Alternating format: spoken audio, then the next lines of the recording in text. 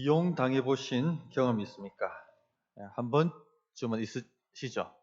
굉장히 기분이 나쁩니다.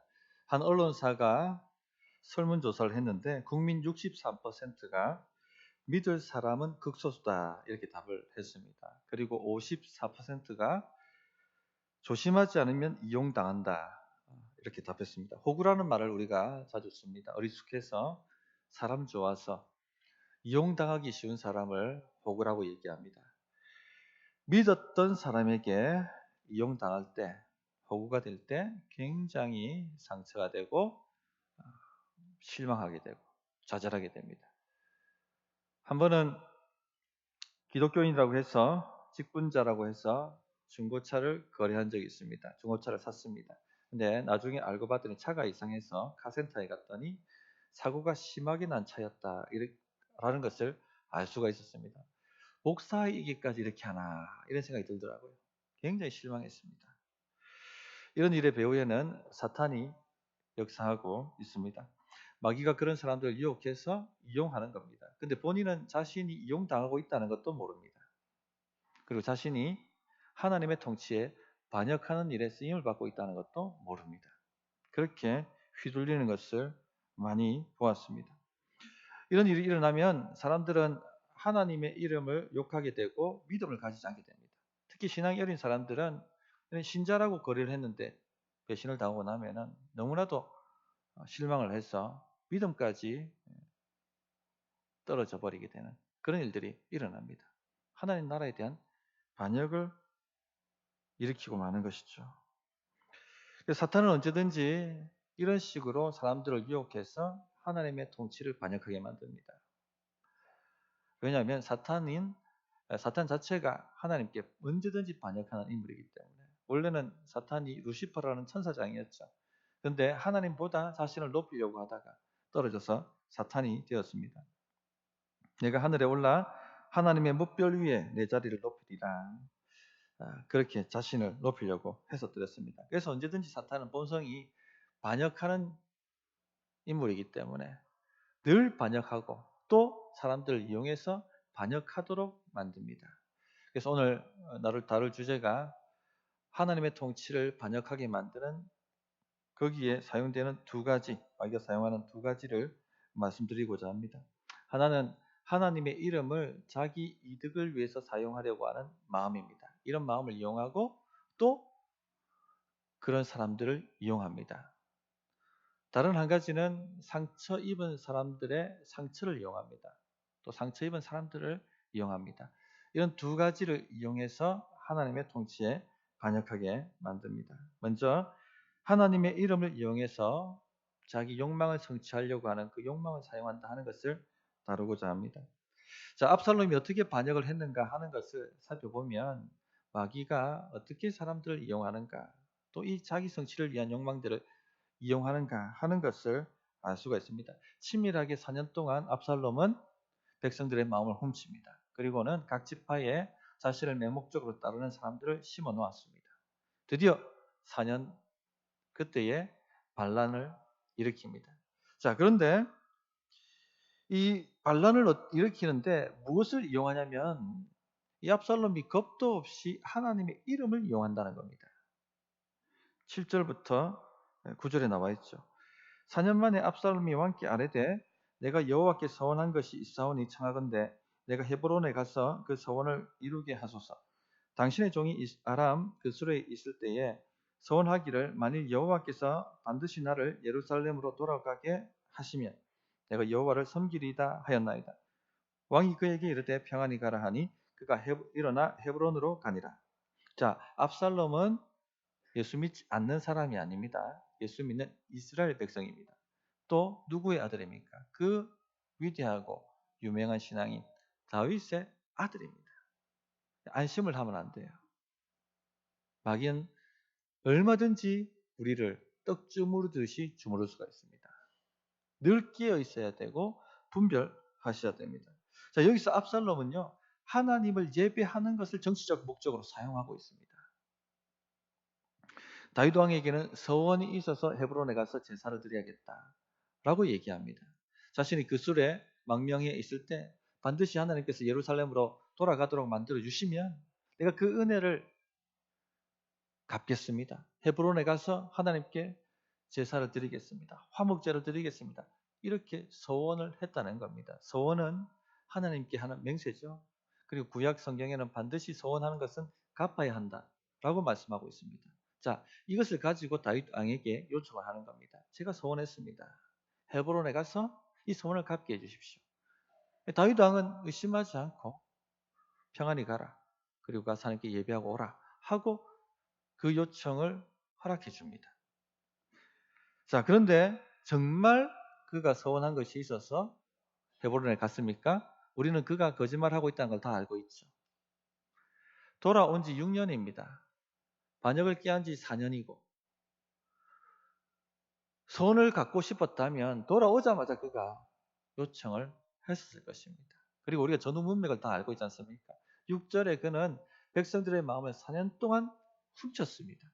무엇 때문에? 반역하기 위해서. 그리고 10절에 보시면은 드디어 헤브론에서 뭐라고 선포합니까? 나팔을 불고 압살롬이 왕이 되었다라고 선포하게 만듭니다. 반역한 것이죠. 자기가 왕이 되고 싶은 욕망, 그 욕망을 성취하기 위해서 무엇을 이용하고 있습니까? 하나님의 이름을 이용하고 있습니다. 성도님들, 자신의 이득, 자신 욕망의 성취, 그것을 이루기 위해서 하나님의 이름을 이용하라는 유혹을 받을 때가 있습니다. 자기 뜻, 자기 계획, 자기 꿈을 성취하기 위해서 하나님을 이용하라는 유혹을 받고 있다는 얘기입니다. 잘 분별하시지 않으면 이 사탄의 미끼를 덥석 물게 됩니다. 그러면 그때부터 그냥 인생 꼬이기 시작합니다. 반역하게 되는 거예요, 하나님께. 그리고 자신이 그렇게 쓰임받고 있다는 것도 모르는 겁니다. 사도행전 8장에 보면 사마리아 성에 마술사 시몬 이야기가 나오죠. 이 마술사 시몬은 그 마술의 능력이 너무나 대단해서 사마리아 사람들이 모두 다 시몬에게 혹하고 빨려 들어왔습니다. 명성과 그리고 부를 누렸습니다. 문제가 생기면 어디로 가야 될지 길을 인도받기 위해서는 언제든지 마술사 시몬에게 와서 기도를 부탁하고 그에게 지혜를 구했습니다. 돈을 가지고 와서. 그래서 부와 명성이 사마리아 성에서 자자한 사람이었습니다. 영향력을 가지고 있는 사람이었습니다. 지위가 높은 사람이었습니다. 그런데 그 사마리아 성에 전도자 빌립이 들어가서 복음을 전하는데 그리고 기도해 주는데 표적과 기적이 일어나는 겁니다. 자신의 가짜 기적하고는 비교할 수 없는 진짜 기적이 일어나는 것을 보고 이 마술사 시몬도 회개하고 세례를 받고 빌립을 따랐다라고 얘기합니다. 그런데 이 마술사 시몬이 진짜 회개했느냐? 그렇지는 않습니다. 사마리아 성에 많은 사람들이 회개하고 복음을 들었지만 아직 성령님이 내주하시지 않았어요. 임하시지 않았습니다. 그래서 예루살렘에 있는 사도들이 베드로를 파송하죠. 그리고 베드로가 기도하자 성령 받기를 기도하자 성령이 임하십니다. 그 모습을 보고 시몬이 뭐라고 이야기합니까? 사도행전 8장 18절에 보면 시몬이 사도들의 안수로 성령 받는 것을 보고 돈을 들여 이르되 이 권능을 내게도 주어 누구든지 내가 안수하는 사람은 성령을 받게 하여 주소서. 이렇게 요청하고 있습니다. 마술사 시몬은 회개하지 않은 사람입니다. 그는 예수 믿을 때나 예수 믿지 않을 때나 여전히 자기가 주인이었고 그가 목적으로 삼는 것은 부와 명성이에요. 예수 믿기 전에 가졌던 그 부와 명성을 예수 믿고 난 이후에도 여전히 갖고 싶은 것입니다. 그것을 얻기 위해서 성령을 내리는 능력을 저에게 파십시오. 돈은 얼마든지 쳐주겠습니다. 하고 이야기하는 것입니다. 하나님을 이용해서 부와 명성을 얻고 싶다는 겁니다. 초대교회 아나니아 삽비라 부부도 마찬가지죠. 하나님을 이용해서 뭘 얻고 싶었습니까? 명성을 얻고 싶었습니다. 교회의 높은 직분에 올라가고 싶었습니다. 하나님을 이용할 수 있습니다. 이건 반역이죠.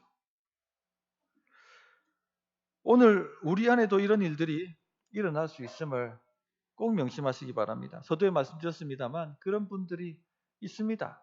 종종 우리가 만나지 않습니까? 경험하지 않습니까? 같은 신자라고 해서 믿고 거래했는데, 믿고 맡겼는데 배신당하고 이용당할 때가 있지 않습니까? 자기 이득을 위해서, 자기 성취를 위해서 하나님의 이름을 이용해 먹는 것입니다. 자기가 마귀한테 이용당하고 있다는 것도 모르고 있는 것입니다. 그와 같은 일들이 하나님의 이름을 욕되게 만들고 결국은 하나님 통치에 대한 반역으로 이끌어진다는 것을 전혀 모르고 분별 없이 그렇게 행동하고 있는 것이죠. 자기 이득, 자기 욕망, 이 자기가 주인이 된 사람은요, 마귀의 손쉬운 밥입니다. 이런 분들은요, 마귀가 막 주무릅니다. 갖고 놉니다. 미끼를 던지면 던지는 족족 덥석 물어버립니다. 가장 흔하게 하나님을 이용해 먹으려고 하는 것이 기복주의입니다. 한국 교회가 기복주의로 얼마나 고생을 하고 있습니까? 기복과 기복주의는 좀 다릅니다. 예수님의 이름으로 복을 빚는 건 해야 되겠죠. 복을 구해야 되겠죠. 기복주의로 빠져들면 안 됩니다. 기복주의는 복이 목적이에요. 하나님의 목적이 아니라 돈이 목적입니다. 이 땅에서 성공이 목적입니다. 이 땅에서 얼마를 누릴 것인가 하는 것이 유일한 목적입니다. 하나님은 그 수단이고 도구일 뿐입니다. 나의 소원 성취, 나의 꿈 성취를 위해서 하나님은 신부름꾼이고 도구일 따름입니다. 그래서 그 소원 이루어달라고 얼마든지 헌금해 드릴 수 있고 얼마든지 예배 드릴 수 있다는 거죠. 정한수 한 그릇 떠놓고 빌었던 민족이 우리 민족이에요. 뭐가 힘들겠습니까? 이런 종교성이 있는 민족인데. 그런데 목적은 누구예요? 자기입니다. 자기 성공입니다. 혹 지금 이런 상황 속에 빠져 계시다면요, 마귀의 밥이에요.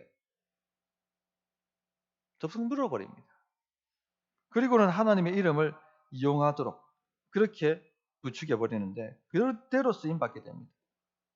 자신이 반역하는 줄도 모르고 마귀의 종로로 타는 줄도 모르고 그렇게 살아가는 것이죠. 하나님의 사명, 교회의 본질 이런 것에 관심을 가지지 않습니다. 거기 헌신하지도 않습니다.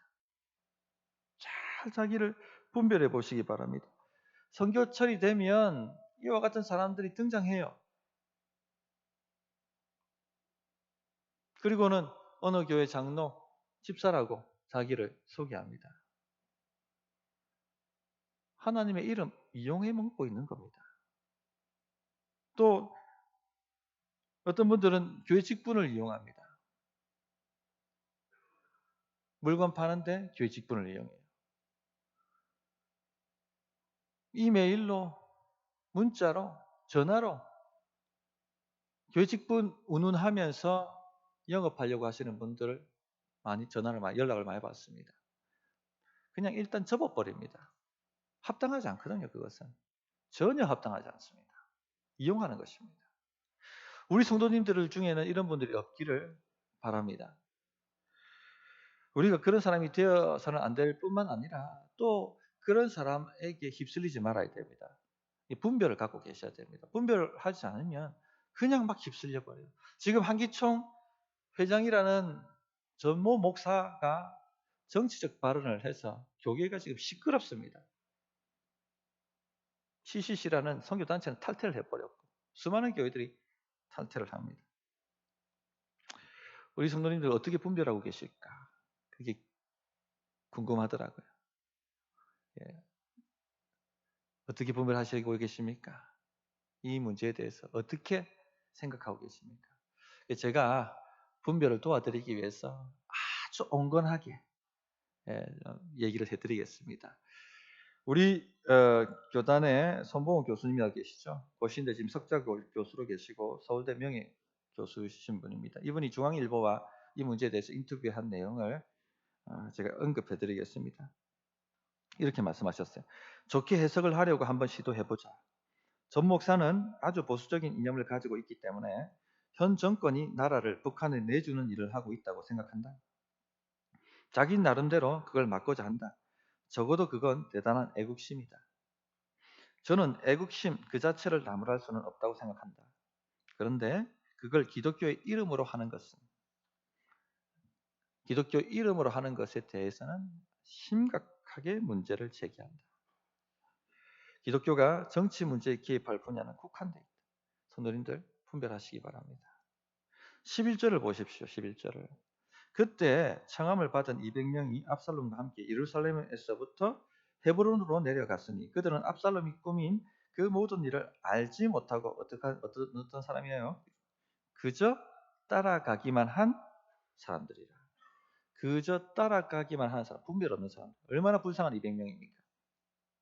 압살롬이 헤브론에 서원제를 갖겠다고 간다고 하니까 초청받은 고관대작들이 지금 무슨 일이 일어나는지도 모르고 사태 파악도 못하고 분별도 못하고 쪼르롬이 따라갔다는 얘기입니다. 그저 따라가기만 한 사람들이라. 따라가기만 해가 뭐합니까? 이용당한 거예요. 자기도 모르는 사이에 그냥 반란군이 되어버린 겁니다. 200명은. 분별하셔야 돼요. 대중이 이쪽으로 간다 해가지고 여론이 이쪽으로 흐른다고 해가지고 우르르 따라가면 안 됩니다. 모든 사람이 이렇게 얘기한다고 해서 분별 없이 모두 다 동참해서는 안 된다는 얘기예요. 분별을 하셔야 됩니다. 예수님이 십자가에 못 박으라고 소리쳤던 군중들은요. 한 주 전만 해도 호산나 다윗의 자손이여 우리를 건져달라고 구원해달라고 종려나무 가지를 흔들었던 백성들입니다. 한 주 만에 십자가에 못 박으라고. 누구의 선동 때문에? 대제사장의 선동 때문에. 분별이 없는 거죠. 지금 무슨 일을 하고 있는 건지. 분별을 하셔야 돼요.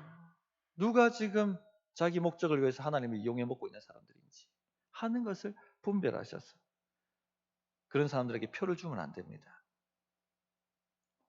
우리는 분별하는 사람들이 되시길 바랍니다. 두 번째, 사탄은 상처 입은 사람들을 이용한다는 겁니다.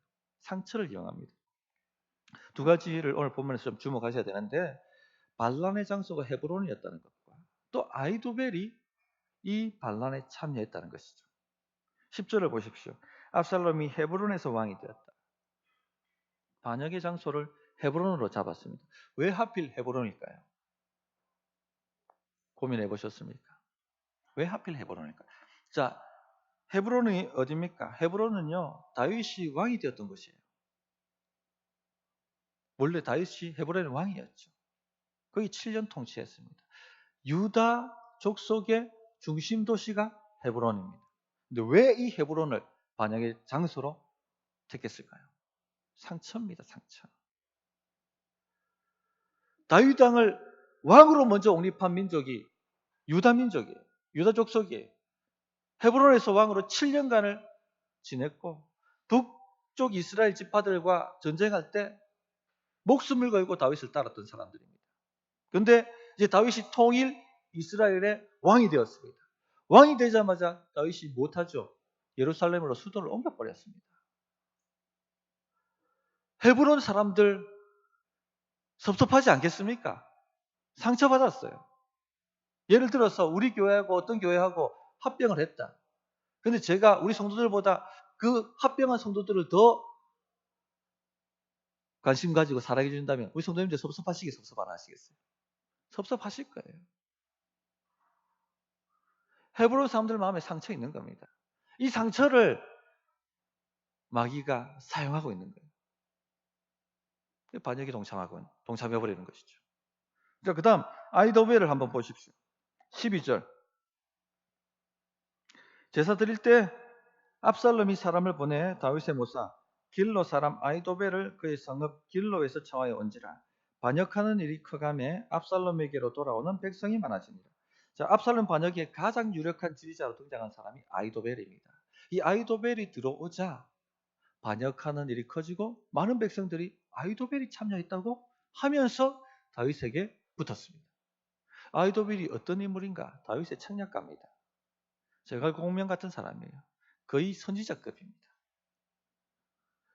선지자급의 사람인데 사무엘하 16장 23절을 보면 아이도벨을 이렇게 말합니다. 그때의 아이도벨이 베푸는 계략은 사람이 하나님께 물어서 받은 말씀과 같은 것이라. 하나님의 음성과 같았다는 거예요.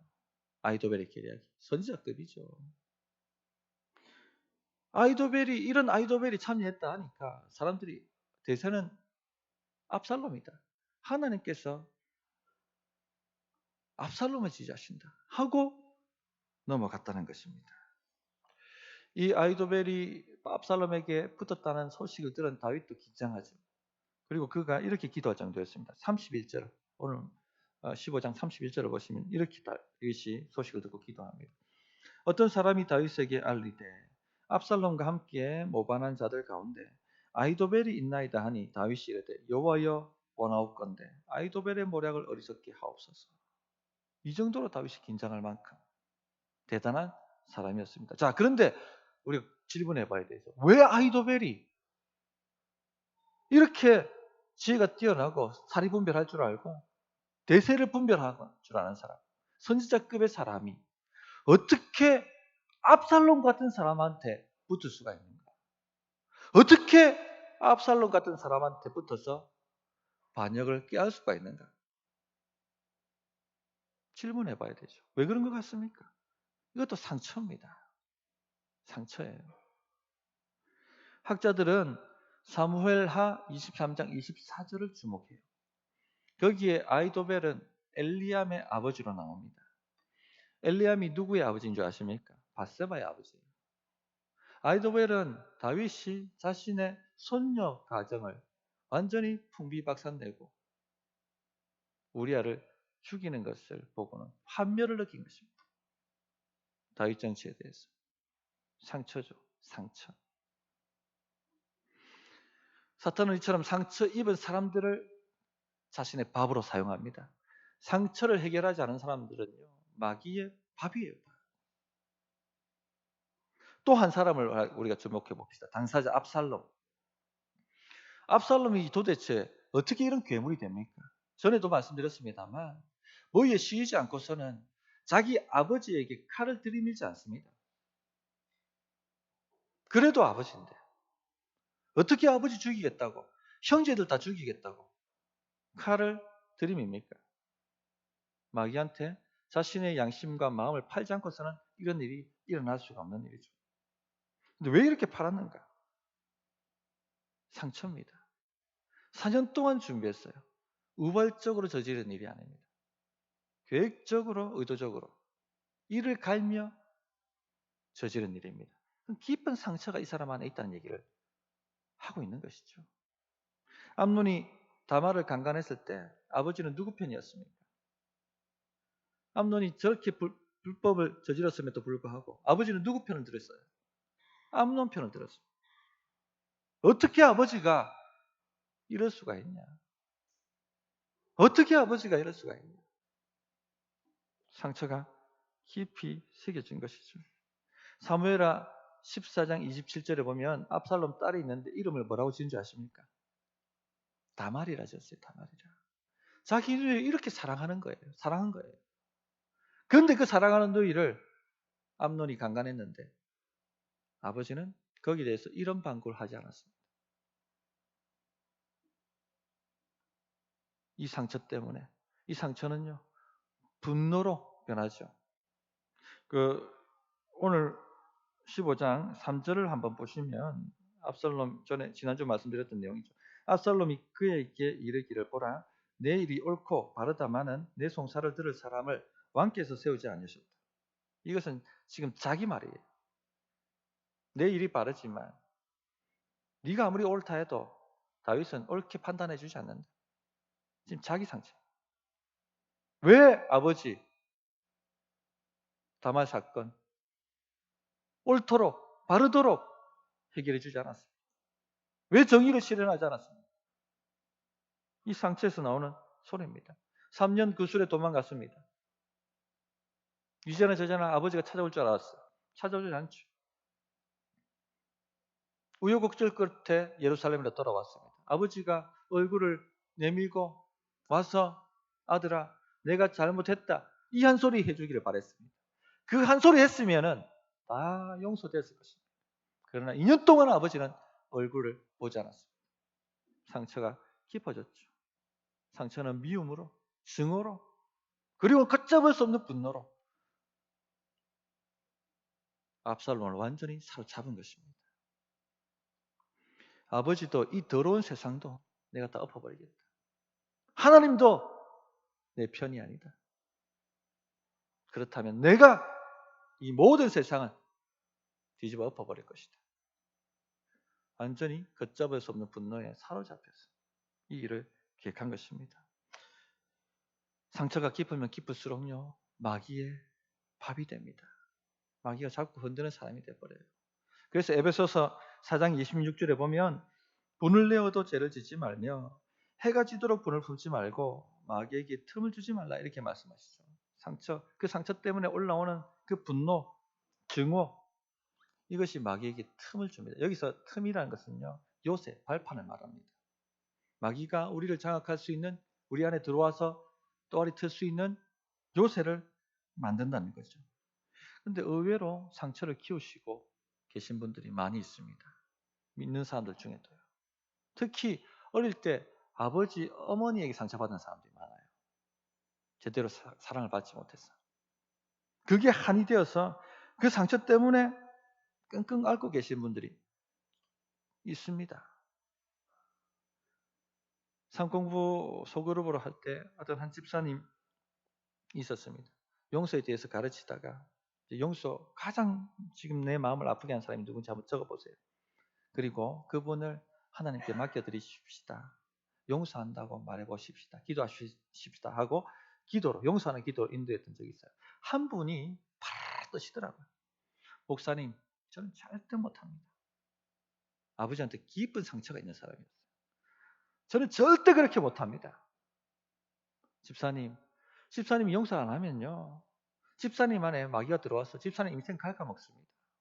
인간관계 다 망쳐버리고, 인간관계 막혀버리면 하나님과 관계 막히지 않습니까? 그러면 하나님이 도우실 수 없고 복을 주실 수가 없어요. 마릅니다, 인생이. 엉망진창이 됩니다. 집사님 힘으로 용서하는 것도 아니고 예수님이 용서하신 그 용서의 힘에 기대어서 그냥 예수님 이름으로 용서한다라고 선포만 하세요. 그렇게 설득을 해서 겨우겨우 용서하는 기도를 드리도록 인도했습니다. 그리고 난 다음에 이분이 얼마나 우는지, 남자가 엉엉 우셨어요. 근데 몇 주 후에 어떤 역사가 나타났느냐?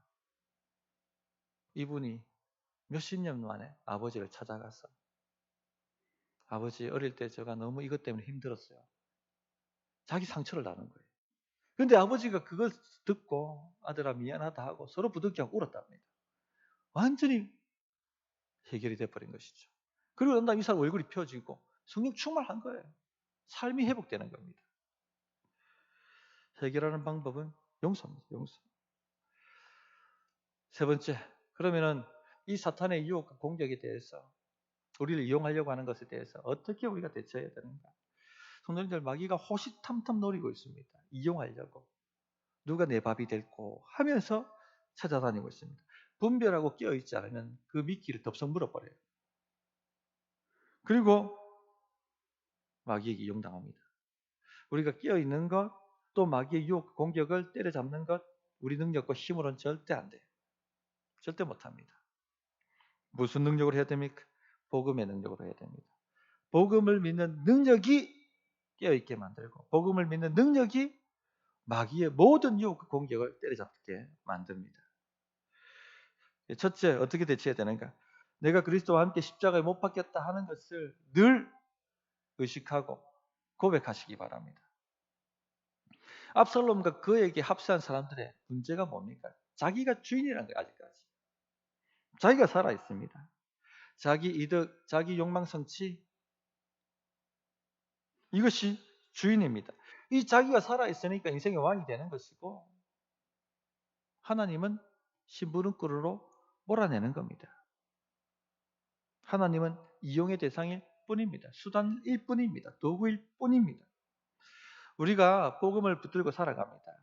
그런데 우리도 모르게 이 복음을 붙드는 손이 느슨하게 놓아질 때가 있어요. 이때가 되면 이 반역하려고 하는 옛자가 올라옵니다. 이 자기가 또 올라와요. 올라오는 걸 죽여야 됩니다. 무엇으로? 자기 능력으로? 아닙니다. 복음의 능력으로. 갈라디아 2장 20절에 내가 그리스도와 함께 십자가에 못 박혔나니 그런즉 이제는 내가 사는 것이 아니요 오직 내 안에 그리스도께서 사시는 것이라. 이제 내가 육체 가운데 사는 것은 나를 사랑하사 나를 위하여 자기 자신을 버리신 하나님의 아들을 믿는 믿음 안에서 사는 것이라 말씀하셨습니다. 내가 살아서 내 뜻대로 내 힘대로 하면 인생이 망합니다. 안 됩니다. 그것 안 된다는 것을 인정하고 우리가 예수님께 나오지 않았습니까? 그것 안 되어서 예수님께서 이 땅에 오셔서 우리 죄값을 대신 치루어 주셨습니다. 우리가 망쳐놓은 것을 주님께서 회복해 주셨습니다. 대신 죽어주셨습니다. 더 해봐야 되겠습니까? 더 우리가 살아서 우리 뜻대로 우리 힘대로 한번 살아봐야 직성이 풀리겠습니까? 망하고 또 망해봐도 또 해봐야 하겠습니까? 예수님 오실 필요 없습니다. 제가 알아서 합니다. 이제 더 이상 그런 어리석음을 반복하지 말아야 됩니다. 이미 끝난 게임입니다. 예수님께서 십자가에서 죽으셨어요. 이미 끝난 일입니다. 우리도 주와 함께 십자가에 못 박혀 죽었습니다. 더 이상 내 자신이 살아있지 않습니다. 내 옛자는 죽었습니다. 이제 예수 그리스도께서 내 안에 사신다는 이 믿음으로 하나님의 아들을 믿는 믿음으로 삽니다. 이것이 우리의 힘입니다. 이 힘으로 사는 거예요. 이 믿음이 있으면 깨어있게 되고 마귀의 모든 유혹과 공격을 때려잡게 됩니다. 마귀의 유혹과 공격은요, 벌레 잡듯이 때려잡으셔야 됩니다. 일어나는 적독 때려잡아야 돼요. 둘째, 어떻게 대처해야 되는가? 하나님의 용서하심을 믿는 믿음에서 올라오는 힘을 키워야 됩니다.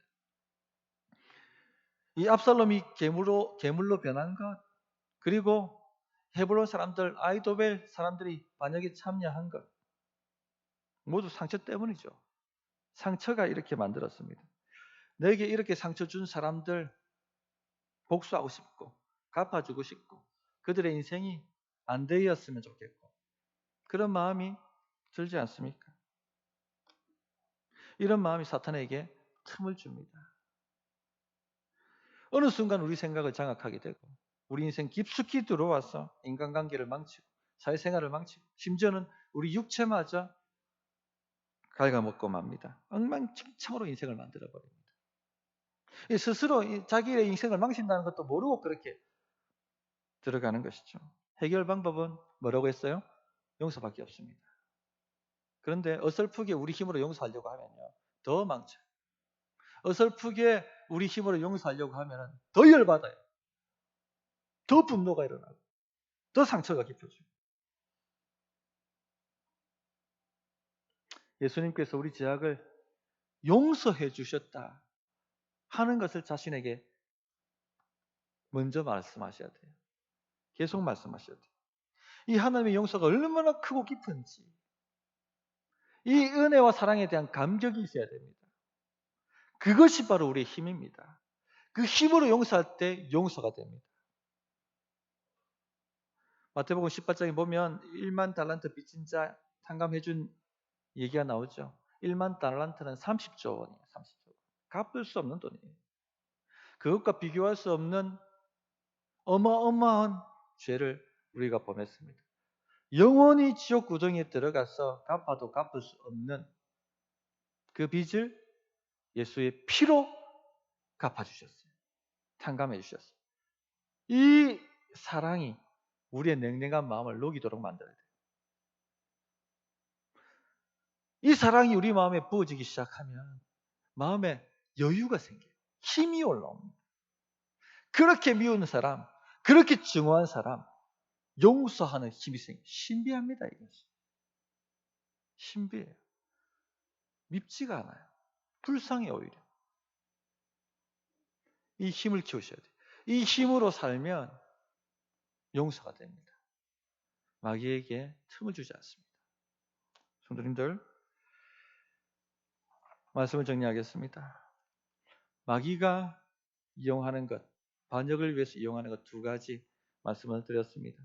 자기를 위해서 사는 때 그 욕망을 이용한다 했죠. 그 사람들을 이용합니다. 그런 사람들은 자기도 모르게 하나님의 이름을 이용합니다. 분별하셔야 되겠고, 또 상처 입은 사람들 이용합니다. 상처를 이용합니다. 어떻게 대처해야 됩니까?